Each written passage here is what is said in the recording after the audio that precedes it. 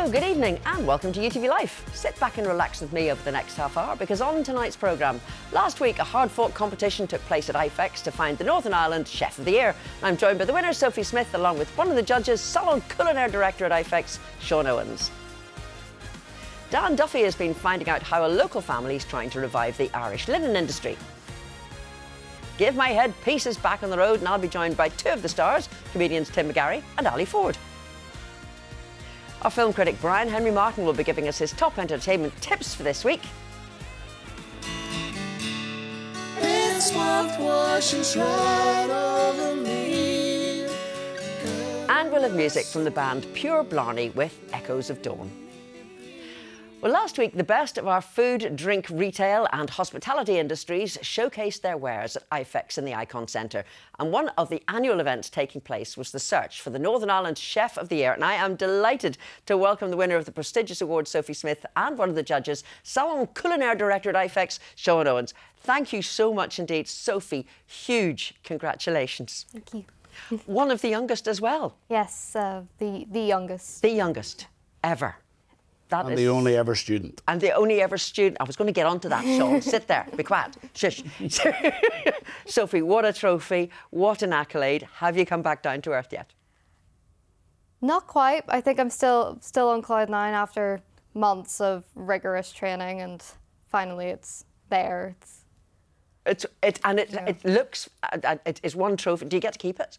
It goes to the university for a month, so customers of the Academy restaurant can enjoy it, and then I get to keep it. Fantastic. Well, and you're old enough, of course, to fill it with champagne.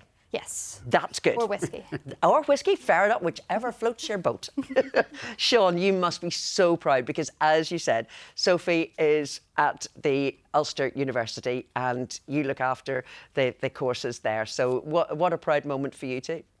Oh, absolutely. I'm buzzing. It is a gratification for me, for all my students, but in particular Sophie.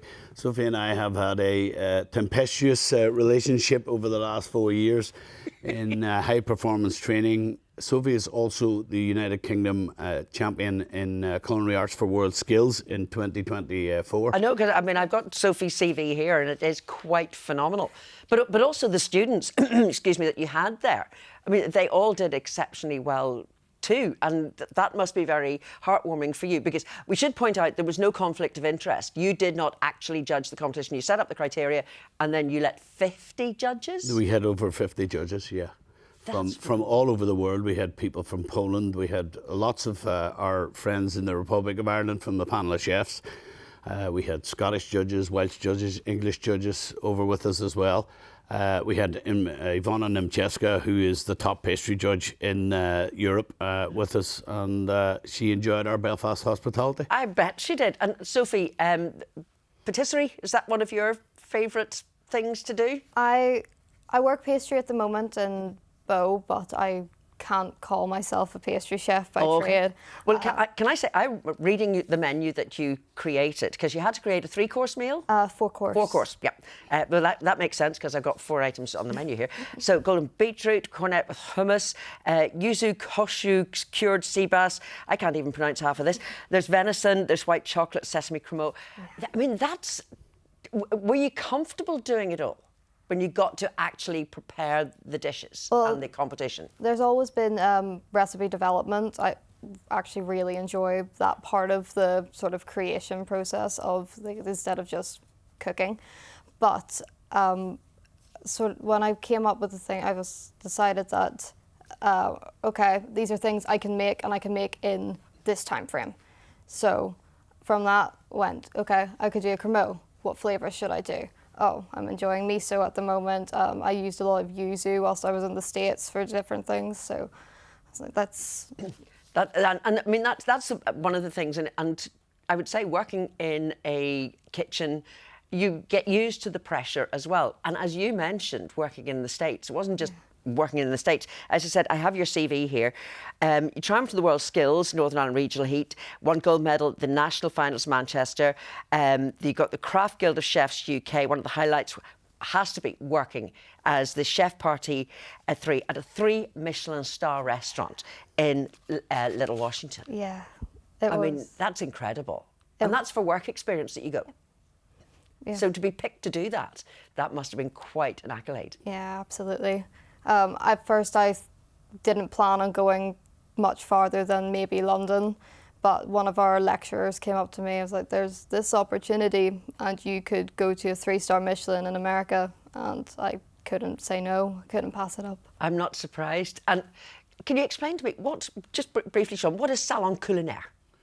Well, Salon Culinaire means the room of food. It's an international concept started by Escoffier in London in 1907. We have been running our Salon Culinaire in Belfast since 1978. So that's what I just wanted to get over, the fact that this is such a prestigious event. And the whole of IFEX, as I say, showcasing everything that goes on. And I mean, I've been lucky enough to be at Academy Restaurant, and to see the young talent that comes out must be very heartwarming as well for you to see the talent that's coming through. And also, as we say, Sophie going on, but then bringing what she's learned back to Northern Ireland. And we see so many of the young students doing that, going away and coming back again. That's important. Well, on a Thursday night, Sophie is now a 4th year. She is my culinary technician. And to see her in service and running the pass with 2nd year students is impeccable. This lady knows how to run the pass with vigour, with manners, with patience, but with a good solid grounding in culinary arts. The focus as well is that focus is so important. And obviously, Sophie, this is where you want to be, what you want to do. When you got the likes of Claire Smith working over in London, I mean, I've had lucky enough to met her too, and she's an absolute delight. But it is having that, you seem to have that calm manner as well about you. Has it always been a passion, food?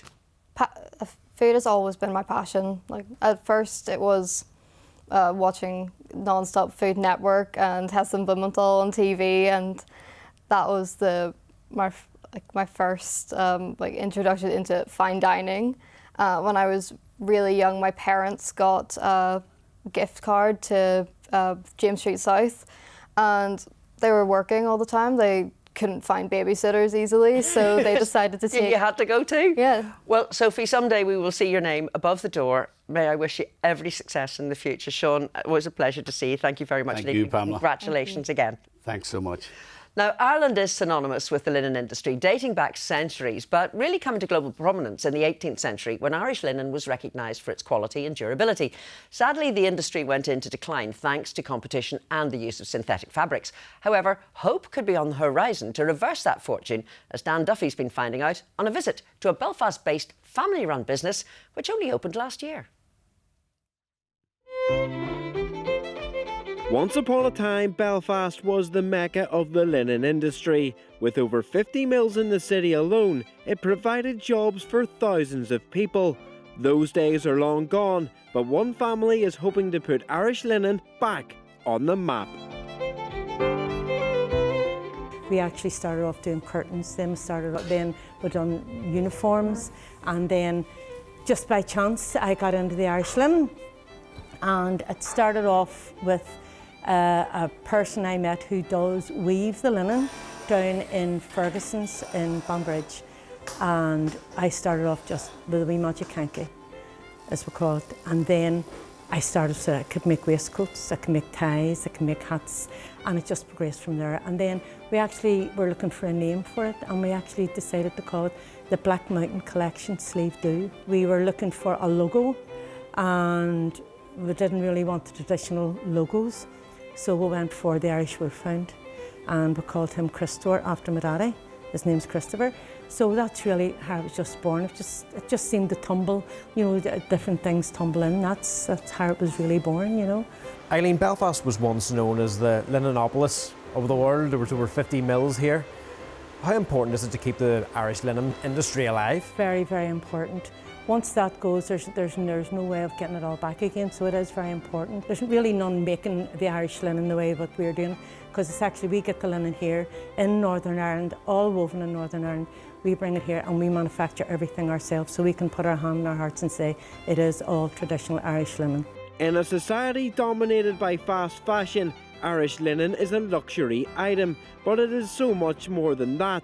It celebrates Irish heritage and culture. Irish linen certainly is a luxury item, but when producing linen, we're not just producing it for the business side. The big thing that we've encompassed is a part of the history and the heritage of Irish linen. Irish linen has been around since 1830 here, and as I say, we were producing the top quality linen throughout the world. The American civil soldiers used our linen for their uniforms when they had their Civil War. Again, we need to let people know that this linen exists. This is an old style manufacture that's dying out. There are virtually no manufacture businesses left in Belfast. So many mills, so much history, all being lost and forgotten because nobody's taken any time to try and preserve it. Your shells are made out of spindles. Tell us, where are they from? Conway Mill will give us some lovely stuff to show in the shop. These spindles, the yarn, some of the tubes that would have been transferred over from Manchester, and when I looked in my tubes, found these. But the spindles I love, and when I look at our shells, I would just love to know who it was come up with an idea of making shells out of them, because to me, that's my pièce de résistance. I know that this genuinely came from one of our linen mills. Not exactly out with the old and in with the new, the Brennans are making sure threads of history remain part of the fabric in the 21st century.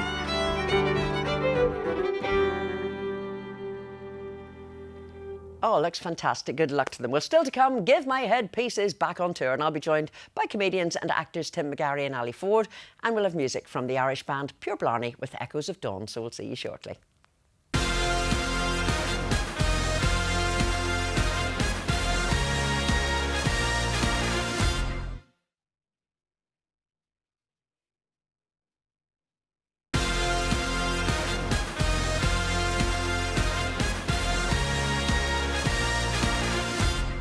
Hello again.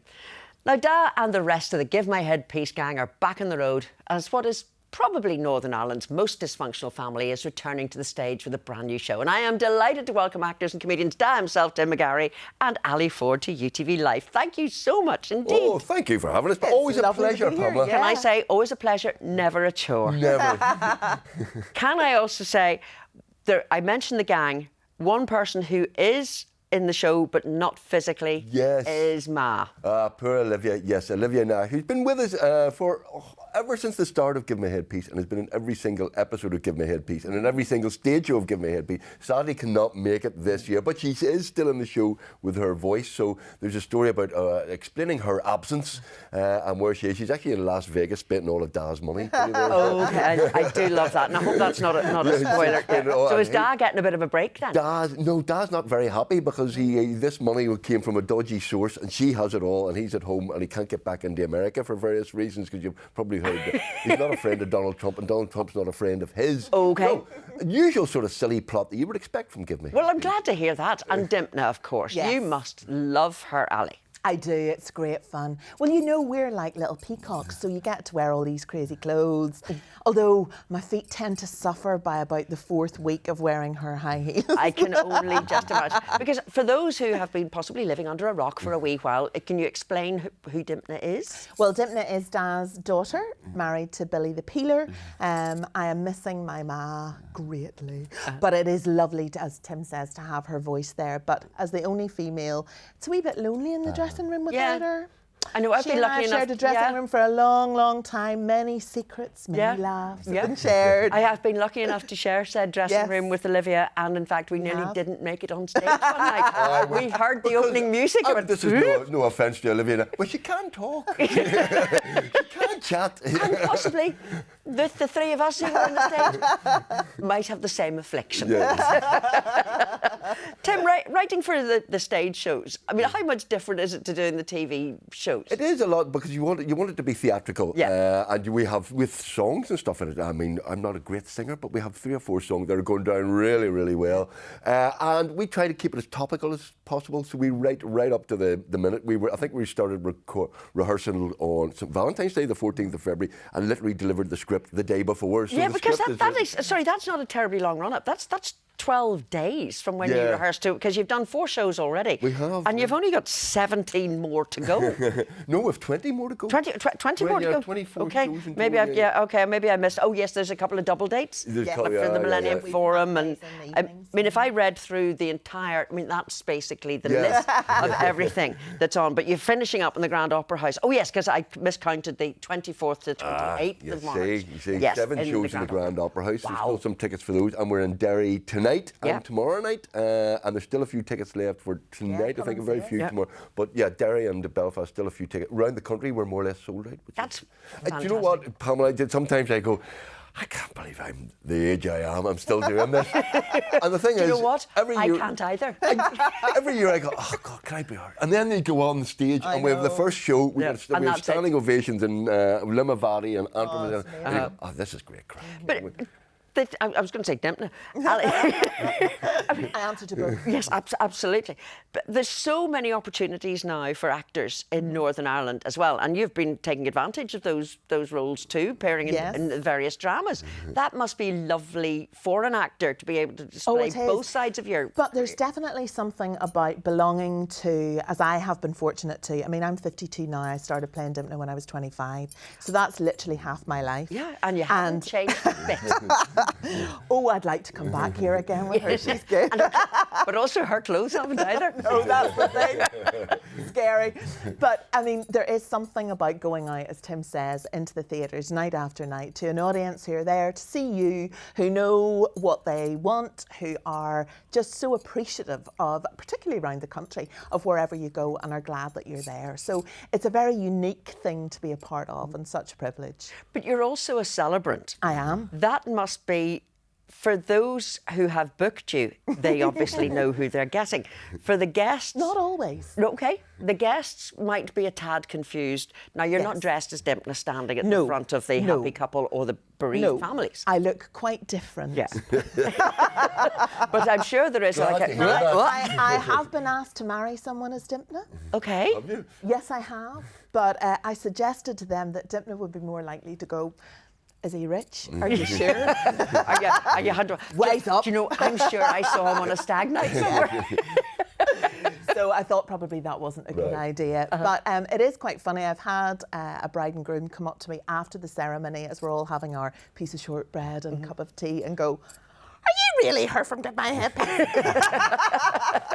And, you know, some Aunt Sadie or somebody at the back of the room had said, oh, you know who she is. But it is lovely that, as you're saying, it's been going on for so long, and everybody, it's just like a big hug when you come and see the family. That's kind of the great thing about Northern Ireland. It's small. Everybody knows us, but you know, we get lots of praise, but they're not afraid to tell you if they don't like you. But also true. they kind of regard you as kind of, that's your man off of TV. Come here and have a chat with us. And what's the biz? You know. Absolutely. Well, listen, it's lovely to see the pair of you. As I say, if I start reading out where you are, and I will be straight through Emmerdale and out the other side before I get finished. Listen, wishing you every success very much. for the Thanks a runs million, of the show. Pamela. And if you go online, you will definitely find where they are when you go online.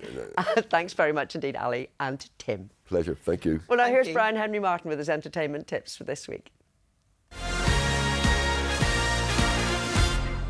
On the big screen, an iconic TV character. Cillian Murphy returns as Tommy Shelby in Peaky Blinders. Tommy, you live in a house haunted with ghosts of people who died because of you. The Immortal Man updates the epic series to World War II and a reckoning in Birmingham. I can't help him because I'm not that man anymore. Next in the cinema, Hoppers, the 30th animated film from Pixar. The traditional methods to understand animals just weren't working. But we've done it, Mabel. We created a revolutionary technology that gives us unprecedented access to the animal world. We call it Hoppers. Huh? We put this into this. As fresh and original as the first, a girl hops her mind into a robotic beaver. Whoa. And they were in the same den. No. I understand you. What you doing, lady? This is incredible! And finally, the Belfast Children's Festival returns, and it's not just for the young, it's also for the young at heart, because there are magical theatre, circus and dance performances and so much more to enjoy. The festival runs until the 14th of March. Don't miss it, and have a great week. Love his wings. I'll see you next Friday evening at 7. Hope you can join me then. But the Irish folk band Pure Blarney are playing the Black Box in Belfast on Monday the 16th, and they're playing us out tonight with Echoes of Dawn. Have a great weekend and good night. Sunshine was fine, with no shadows around, and the air was so still I could feel to be found. Silence would break, and the birds would take flight, and a cold autumn breeze kept just out of sight. Don't let things go, even if deep down you know it's what washes right over me, covering my soul, letting me be. I sleep for the echoes of dawn, wait for the sunset at night.